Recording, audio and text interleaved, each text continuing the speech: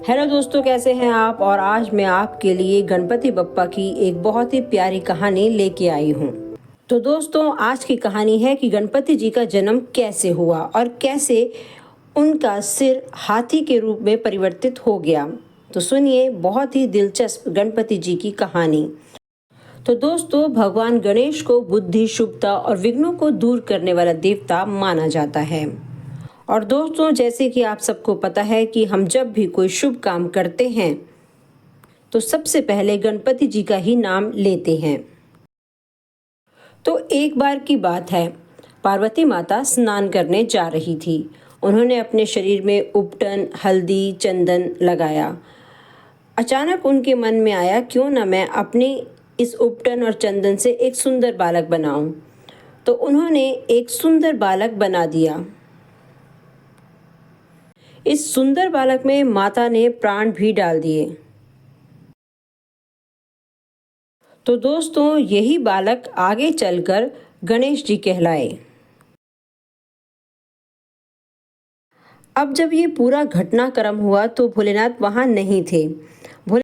तो अब एक दिन की बात है, माता पार्वती स्नान करने के लिए जा रही थी। माता ने गणेश जी को कहा कि बेटा, मैं स्नान करने जा रही हूँ, जब तक मैं बाहर ना आऊं किसी को भी अंदर मत आने देना। बालक ने अपनी माँ की आज्ञा मान ली और द्वार पर ही खड़े होकर पहरा देने लगे। अब कुछ समय बाद शिव वहां आते हैं और वो कहते हैं कि अंदर जाना चाहते हैं, लेकिन गणेश जी ने उन्हें रोक लिया। गणेश जी ने बोला कि मेरी माँ ने आदेश दिया है कि जब तक वे बाहर ना आए किसी को अंदर आने मत देना।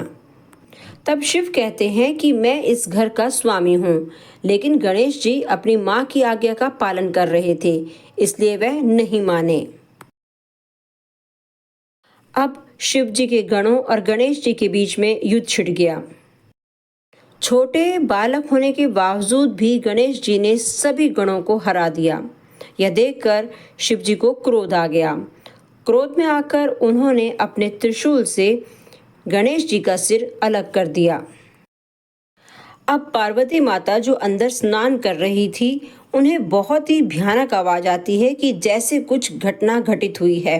वे जल्दी से बाहर आती हैं और बाहर का नज़ारा देखकर एकदम हैरान और क्रोधित हो जाती है। उन्हें इतना क्रोध आता है कि पूरी सृष्टि संकट में पड़ जाती है।